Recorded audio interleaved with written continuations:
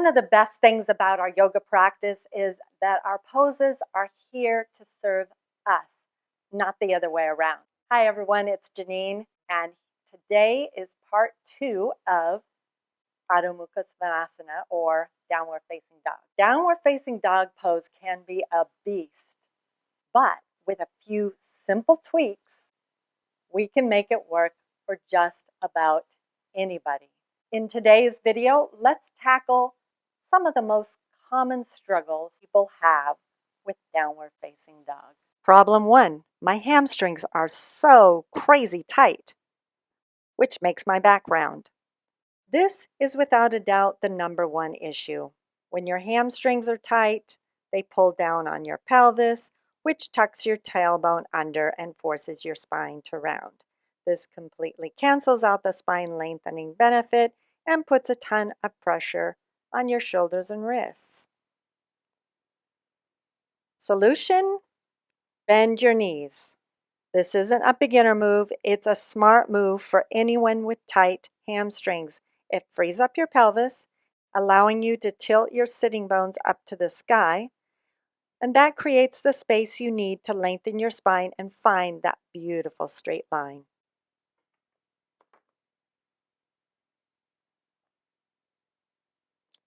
Let's try a quick experiment. Go into your downward dog. Now force your legs straight, even if your back rounds. Feel that tension. Now, keeping everything else the same, put a super deep bend in your knees, like at least 90 degrees. Feel that? That immediate sense of freedom and length in your spine? That is the pose. Problem number 2. Ouch, my wrists. Wrist pain is another huge barrier.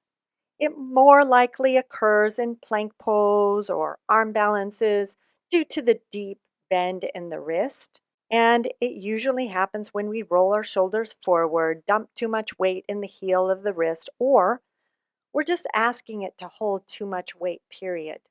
First, go back to basics. Check your hand foundation.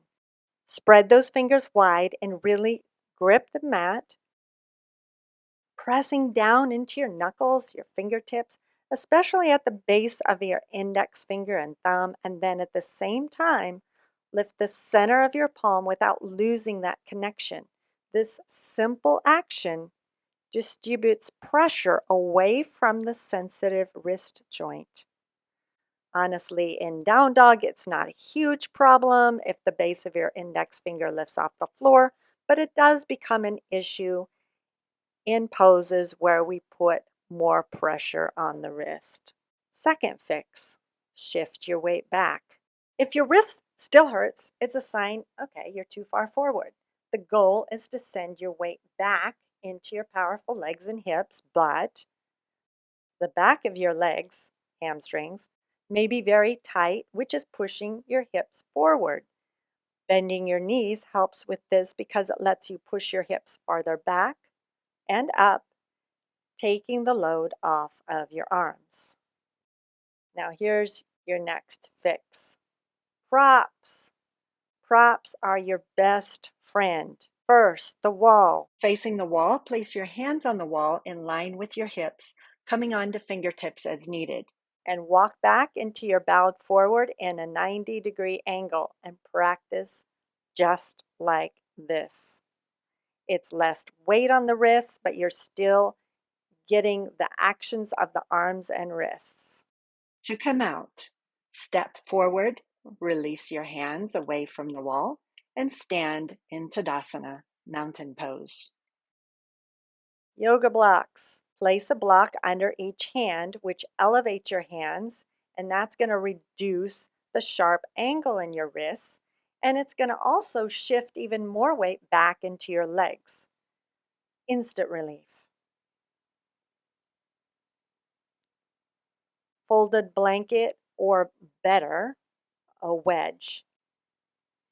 You can roll up the top of your mat or use a wooden wedge that's been cut to a particular angle designed for your yoga practice under the heels of your hands. This also lessens the angle and can make a world of difference. Forearm downward dog or dolphin pose.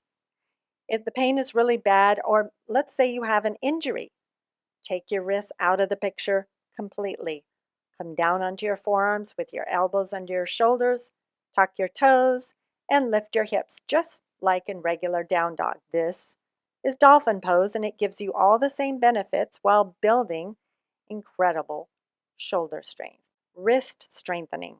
Another piece of the wrist puzzle is strengthening your wrists. If you have weak wrists, I encourage you to try out our yoga video devoted to strengthening your wrists. And stay tuned to the end of this video where I'll show you a secret wrist strengthener. Number 3, my shoulders feel pinched and tight. This usually happens when your shoulders roll inward and creep up towards your ears, closing off space. First, let's revisit the shoulder rotation. So focus on that feeling of rolling your upper arms out. Broaden your collarbones. Think about spinning the creases of your elbows forward. Actively push the floor away to create a lift. Stop your chest from collapsing, and then try your down dog here. Another fix. If you have broad or tight shoulders, think go wider. Take your hands a little wider than shoulder distance. You can even turn your fingers out slightly. Play around with it until you find a position that feels safe and stable. Try that right now. Taking your hands a little wide, turn your fingers out. Even if you don't think that you need to do it, play around and see how this small tweak, all of these tweaks, can totally change how the pose feels. Remembering this is your practice, so find what makes you feel strong and supported. All right, we've troubleshooted the common problems with this pose. Just for a moment, let's go into child's pose. Hips on heels, arms extended out on the floor in front of you, arm bones lifted. Remember, resting in child's pose is always a great option. Give yourself that moment to pause. Now it's time to put it all together and step into your smartest, strongest, downward facing dog yet. Hands underneath your shoulders, press yourself up and come into your tabletop. Take a breath. First step, set your foundation. Spread your fingers wide, hands shoulder width, doing whatever hand position works for you. Press down into the mat, into the base of your index fingers and thumbs, and pull up through the center of your palms. Next, shoulders. Wrap your upper arms outward. Create space across your chest. Slide your shoulder blades away from your ears. Now take a deep breath in. On an exhale, tuck your toes and send your hips high to the sky and way back behind you. Bend your knees. Your number one priority is a long spine. Create one. One unbroken line of energy from your hands all the way to your tailbone. Extend through the crown of your head. Next, check your feet. Make sure they're hip width parallel. Keep that deep knee bend as you press your chest back towards your thighs. Gently engage your core, and now from this strong, stable place, play. Maybe you pedal out the feet, maybe straightening the legs a little bit more, only going as far as you can without your back starting to round. Getting really sensitive to what that feels like. Let your heels feel heavy sinking towards the floor once your legs have straightened, if they have straightened. Let go of the pressure to have your heels get anywhere near the floor and breathe here wherever you are. Feel this pose alive. You're pressing down, you're lifting up. You're reaching forwards, you're pressing back. Find that sweet spot between the effort and the ease. Let's go into child's pose.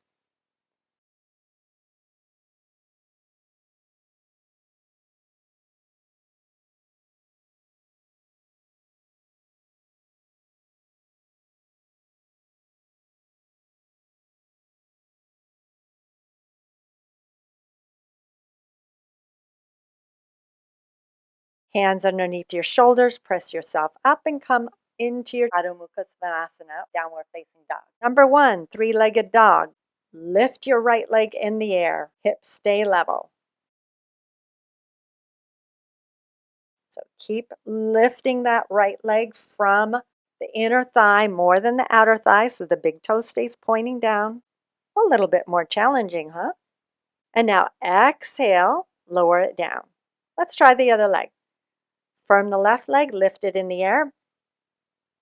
Keep that big toe pointing down and it's going straight back. It's not trying to cross over the body. And then lower that leg down. How about knee to nose? Inhale, right leg in the air. And then exhale, knee to nose. And then inhale and replace the leg. You can keep playing with moving your leg all over the place. But let's just do the left leg for now. Inhale, lift it in the air. And then exhale, left knee to nose. And lower down. Now here's one that's fun. Lift the right arm up off the ground. Okay, that was too hard. Come on to right fingertips. Just play and then lower down. Okay, try the other side. Left arm either lifts or maybe just left fingertips are the only thing lifting off, pressing into the earth. And then press the left hand down. Let's lift the left arm and the right leg and lower. How about the right arm and the left leg and lower? Okay, ready for more fun? Okay, remember that dolphin pose that was that nice little alternative if your wrists are hurting? Here's a more challenging way to go into it. So you're just going to bend your elbows a little bit, just 1/5 of the way down. Keep the elbows hugging in towards the body. And then a second bend. Now a third bend to the elbows. You're halfway there. Bend them a fourth way. Your elbows are hovering and then lower the elbows all the way down. And now gently release your knees to the mat as you exhale and sink back into a child's pose, resting your forehead on the floor. Take a moment here. Notice the sensations flowing through your body and congratulate yourself for showing up and doing this focused work. Remembering your downward dog will feel different every single day, and that's more than okay. Please don't get discouraged if it's still hard. It took me a very long time to find any comfort in this pose. The key is a regular practice. Thanks for staying tuned. As a reward, here's one of the things that I did to strengthen my wrists in my yoga practice. Come to all fours. If this bothers your knees, you can just place your hands on a countertop without being on your knees, whatever you need to, and then come on to fingertips. Now, claw the floor with your fingers, pulling inward and upward. Feel the back of your arms literally, and you'll see that they're all activated and strong. So what you're doing is strengthening all the muscles that are hugging in your wrists, the bones in your wrists. And you could see how this is a lot of work. You're going to tell me that you feel it in your fingers. Yes, you do. Keep clawing the floor, so drawing that energy up the arms into the shoulders. Now, you can keep playing with that. You could do your entire sun salutation just like that on fingertips. Work up to that. Or for now, play. This is a lot of work. If this feels like, oh my goodness, this is a lot of work, stay here, don't go further. If you want, you can try downward facing dog. So the same actions of the arms and everything else, just lift the knees and press up and back. Or you could do hands flat and just do one hand on fingertips, claw the floor, and then that's still strengthening the wrist, but it's not so intense. And then go to the other side. And keep working your way up slowly, very slowly. You don't want to take your wrists further than they're ready to go because they will not be happy. I hope that helps, and I look forward to seeing you again next time. Again, namaste.